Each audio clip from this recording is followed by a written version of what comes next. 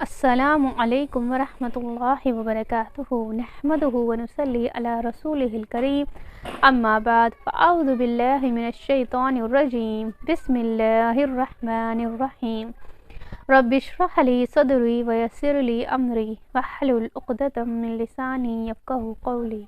سورہ البقرہ آیت نمبر 54۔ آیت کا ترجمہ۔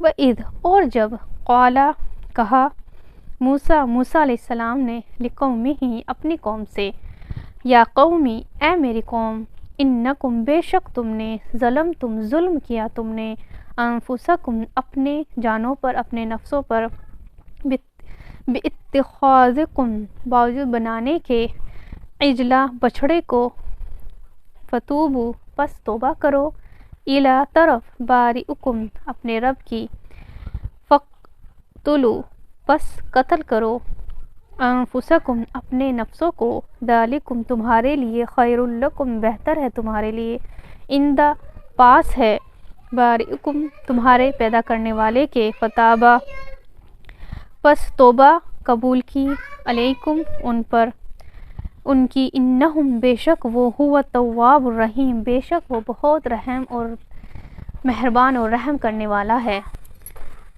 یہاں پر اللہ تعالیٰ فرماتے ہیں کہ جب بچھڑے کو انہوں نے معبود بنا لیا تو اللہ تعالیٰ نے موسیٰ علیہ السلام سے فرمایا کہ آپ اپنی قوم سے کہیے کہ وہ توبہ کریں۔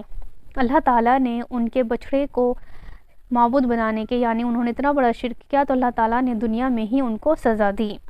پہلے جو قوم ہوتی تھی، جو نبی ہوتے تھے، جب کوئی گناہ ہو جاتا تھا، کچھ بھی ہوتا تھا، تبھی کے تبھی ان پر عذاب آتا تھا یا ان کو سزا ملتی تھی۔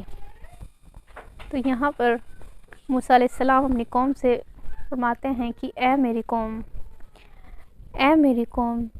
اس میں کتنی محبت اور اپناپن ہوتا ہے۔ وہ اپنی قوم سے کہتے ہیں کہ اے میری قوم، جو تم نے کیا ہے اپنے نفسوں پر، جو تم نے ظلم کیا ہے یہ شرک کر کے، اب تم کیا کرو، اب تمہیں اللہ تعالیٰ توبہ کا راستہ بتاتا ہے کہ تم اپنی توبہ کرو۔ تو وہ کیا راستہ تھا کہ تم اپنے نفسوں کو قتل کرو۔ اس کا مطلب یہ ہے کہ ایک دوسرے کو قتل کرو، یعنی جنہوں نے بچھڑے کو معبود بنایا وہ، اور جنہوں نے نہیں بنایا وہ ان کو قتل کریں گے۔ اس طرح جو قتل ہوئے اور جنہوں نے قتل کیا سب کی توبہ اس طرح قبول کی جائے گی۔ تو انہوں نے پھر ایسا ہی کیا، اور اللہ تعالیٰ نے کیا کیا، اللہ تعالیٰ نے ان کی توبہ کو، اس توبہ کو قبول کیا۔